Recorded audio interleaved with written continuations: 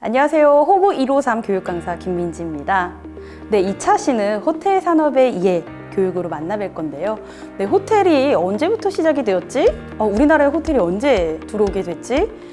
서양의 호텔이 한국에, 우리나라에 들어왔던 이 역사에 대해서 한번 알아보려고 합니다. 역사다 보니까 좀 진부할 것 같아, 어려울 것 같아 라고 생각하실 수도 있는데요. 가볍게 호텔이 이렇게 시작이 되었구나 라는 마음으로 봐주시면 좋을 것 같습니다. 네, 호텔업은요, 사실 우리가 숙식을 해결하는 공간입니다. 그러다 보니까 사실 집에만 있으면 호텔은 필요가 없어요.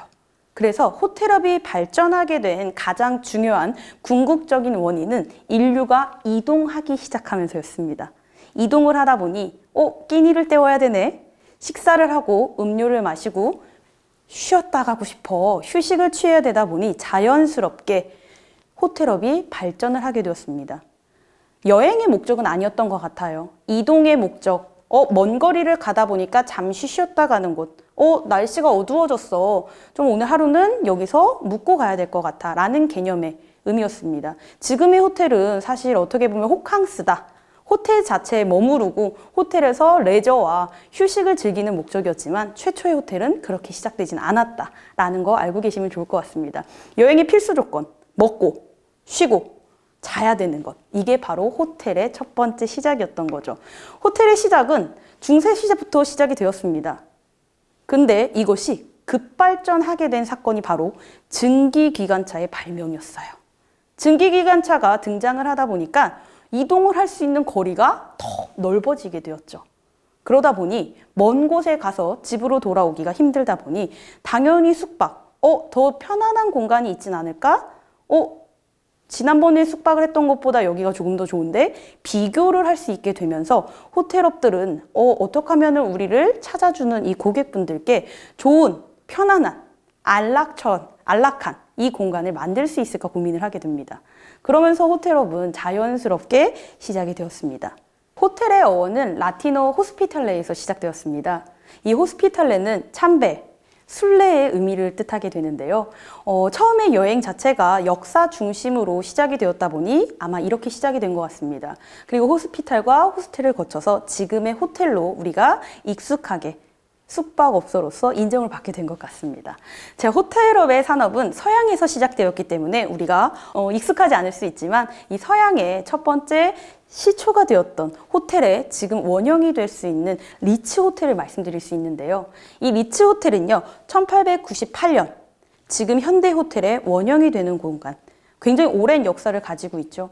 지금의 리츠 호텔, 모두 다 좀 알고 익숙한 들어본 호텔 이름인데 라고 생각하실 것 같습니다. 호텔계의 아버지라고 불리는 스타틀러가 호텔 안에, 객실 안에 이제 화장실을 다 객실마다 보급을 함으로써 굉장히 편안하고 안락한 공간을 제공하게 되었습니다. 그리고 많이 아실 거예요. 힐튼, 호텔계 어머니라고 불리고 있습니다. 이분이 중요하게 손꼽히게 되는 이유는요, 지금 호텔이 운영되는 운영 방침, 이 부분을 힐튼, 이 분이 다 처음에 만들어 놓았기 때문에 우리에게 더 큰 의미가 있는 것 같습니다. 그래서 외국인분들 이름 참 어렵지만 호텔 이름으로서 익숙하게 그래도 들어왔던 거기 때문에 한 번쯤 우리가 호텔에서 일하는 사람이라면 알고 있으시면 좋을 것 같습니다. 자, 서양의 이야기를 했다면요, 그럼 우리나라, 한국은 최초의 호텔이 어디지? 언제 호텔이 시작됐지? 궁금하실 것 같은데요. 지금부터 함께 알아보도록 하겠습니다. 우리나라 호텔은요, 해방 이전일까요? 이후일까요? 네, 바로 해방 이전에 이미 호텔업이 시작되었습니다. 우리나라도 꽤 깊은 호텔의 역사를 가지고 있게 되는데요. 이 시작을 좀 들여다보게 되면은 마찬가지예요. 호텔업이 발전하게 되었던 게 인류의 이동에서 시작되었던 것처럼 우리나라도 이동 때문에 호텔이 지어지게 되었습니다. 네, 1883년도에 인천항이 개항을 하면서 이동이 많아지게 됐습니다. 그래서 다음 해인 1884년 바로 개관을 하게 됩니다. 그 호텔이 우리나라 최초 호텔인 대불호텔이 됩니다. 이 대불호텔은요, 안타깝게도 우리나라에서 지어지긴 했지만 일본인들에 의해서 지어지게 되었습니다. 그리고 주 고객은 무역을 하시는 분들이었기 때문에 서양인, 외국인들이 주 고객을 이루게 됩니다. 그래서 이 데블호텔이 특이했던 점은요. 외국인들이 이용을 많이 하다 보니 커피를 제공했다는 점이 굉장히 특이점이었어요. 이때부터 고객 만족을 실현했던 것 같습니다. 그래서 외국인들에게도 굉장히 인기가 높았던 우리나라의 최초 호텔, 데블호텔의 영상을 잠깐 보고 이어가겠습니다.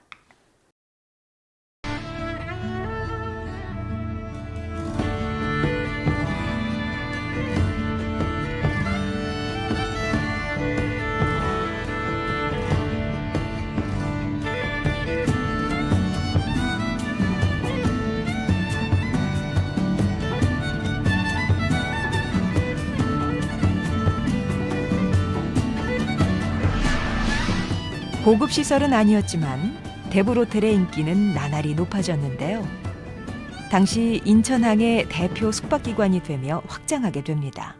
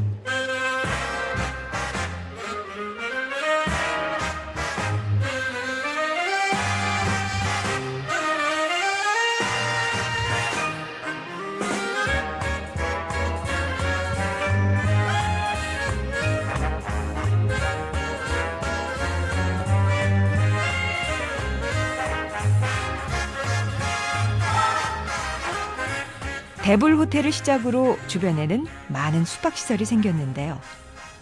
다른 곳에 비해 비싼 객실료에도 불구하고 데블호텔은 여전히 인기 만점의 숙소였죠.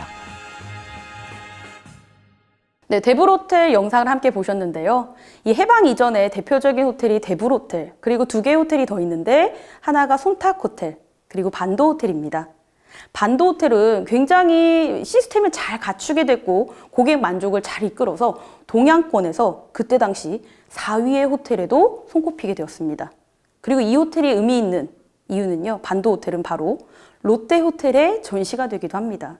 그래서 굉장한 인기와 지금의 호텔에서도 역사로서 굉장히 우리에게도 귀감이 되는 호텔로 알고 계시면 좋을 것 같습니다.